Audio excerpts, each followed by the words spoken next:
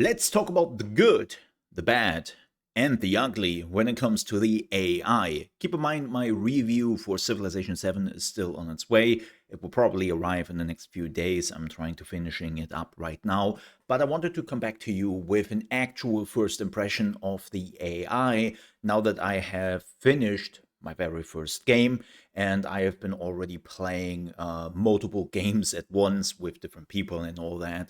And I can tell you a little bit more on how the AI behaves.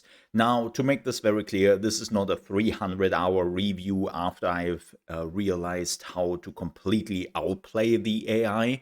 This is like, how is the first impression for somebody who starts to play this game? Is the AI capable? So let's first talk about the good when it comes to the AI, aka the NPCs.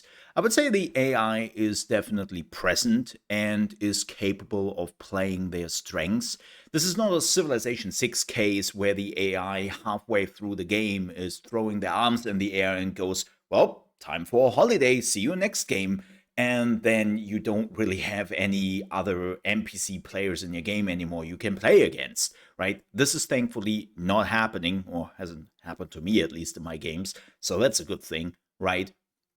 And also, it seems like that the AI is actually really capable of playing to their strengths. How do you know that? Well, you can actually look at their stats at any time, and you can see that the AI is sometimes focusing on certain aspects, like somebody is focusing a little bit more on science, somebody else is focusing a little bit more on happiness, and then they are trying to build on that focus. And the reason for that is the AI actually knows how to build their cities. I was a little bit surprised by that when I started to conquer the cities of other players. I was like, "Oh man, let's see what type of bullshit they actually build." And then it turns out, oh, they utilize the adjacency bonuses.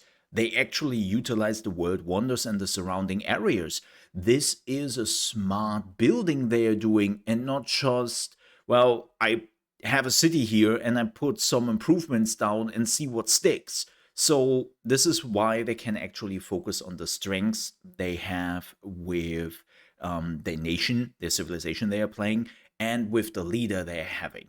And that's really cool to see that the AI is not just putting down improvements wherever they like without really thinking about it. Now, another thing I was pleasantly surprised is that the AI is also really capable of doing diplomacy, right? The AI is trying to utilize diplomacy more. They are trying to friend up to you. They are trying to antagonize you. They are using positive endeavors, right? Or they are utilizing sanctions, and yes, they're even using espionage. I have caught the AI multiple times doing espionage on me, and who knows how many times I didn't caught them.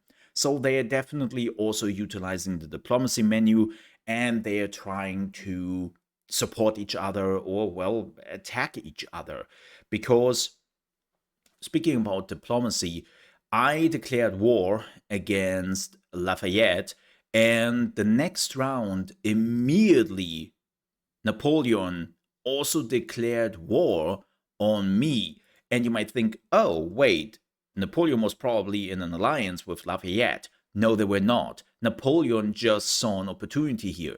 He wanted maybe to help his friend, or he saw an opportunity that I would move my armies to the left side while he is coming from the south and is taking away my cities, right? That didn't work out in the end, but that was maybe his plan. So the AI is definitely capable and utilizing the features which are on the map. I'm also playing on a higher difficulty, not the highest, to make this very clear.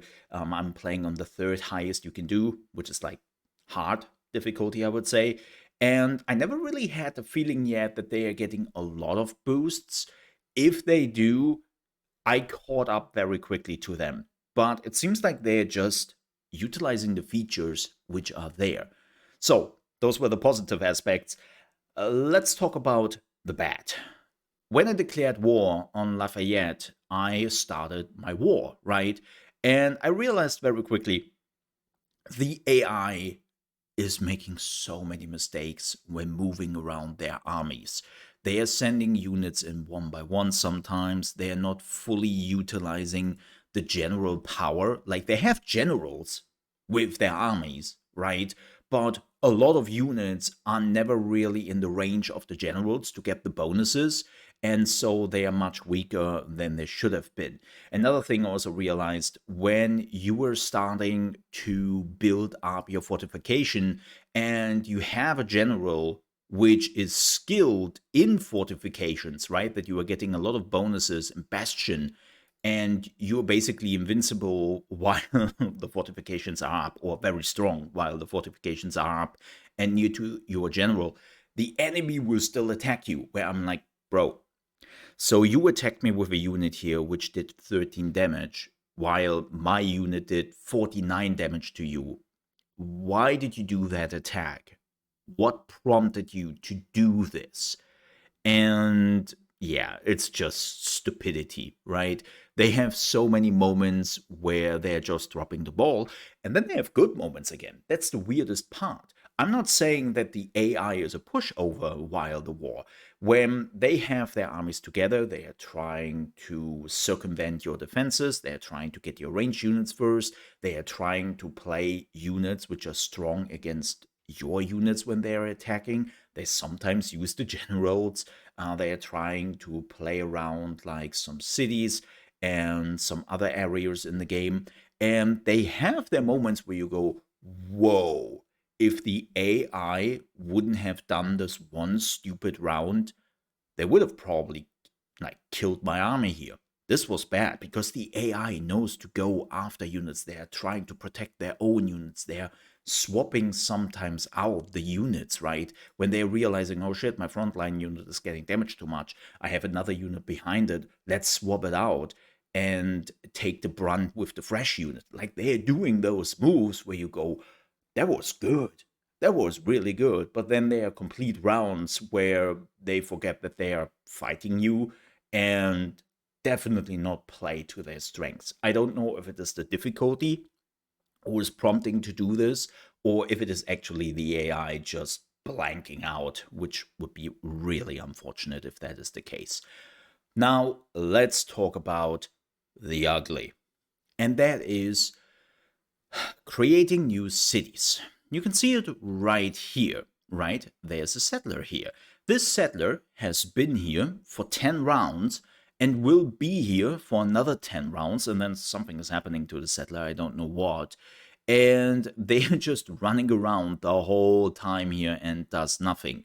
So what happened here is I built a city here, as you can see, and we did arrive at the same point relatively at the same turn, and I was just a little bit faster. I was maybe 1 or 2 turns faster than the settler, and I think that fried the brain of the settler here and what the AI should be doing with it, because as you can see, this is the end of the world. They cannot really go anywhere, and they are definitely confused with just standing there the whole time.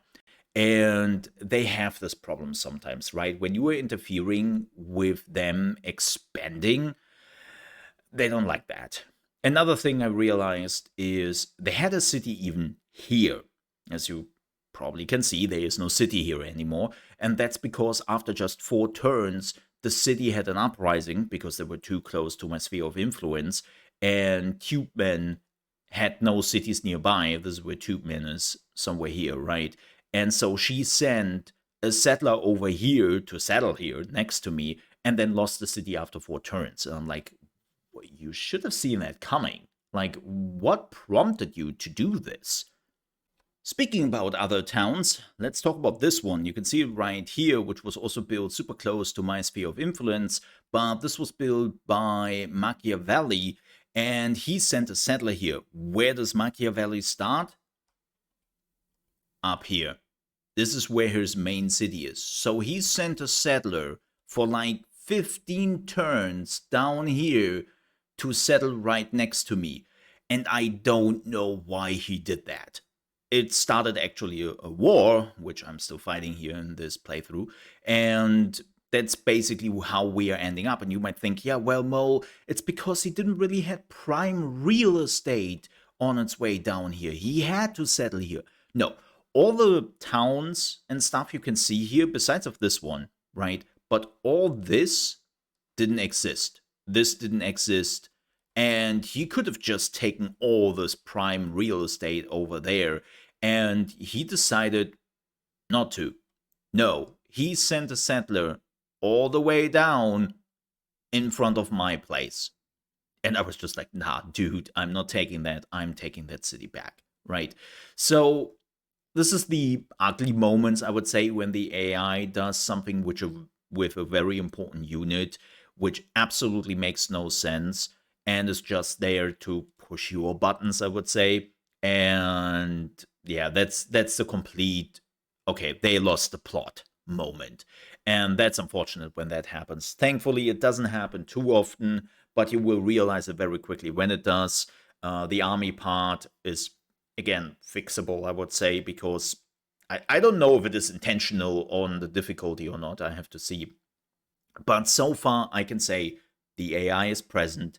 The AI does their thing miles apart from the Civilization 6 AI. And of course, we have to see how the AI can keep up when I and you know more about the game. And if you are starting to just dance around the AI because they cannot keep up at all, or if they're actually capable of still giving you some sort of fight, even after 100 hours in the game. But that would take a while to get there. So this is definitely something we have to see over time. At least the first impression is there isn't an AI who knows how to play the features of Civilization 7 and most of the time knows to defend and act towards you when they have to. With that said, thank you so much for watching. If you still have some questions or some things you have seen while playing the game, let me know down below in the comments. Also, if you enjoyed the video, please don't forget to leave a like. And also, if you're new to the channel and you want to see more Civilization 7 videos, but also other strategy games, because that's what we are focusing on here on the channel, I would appreciate if you might consider to subscribe. With that said, have a good one, stay safe, bye-bye.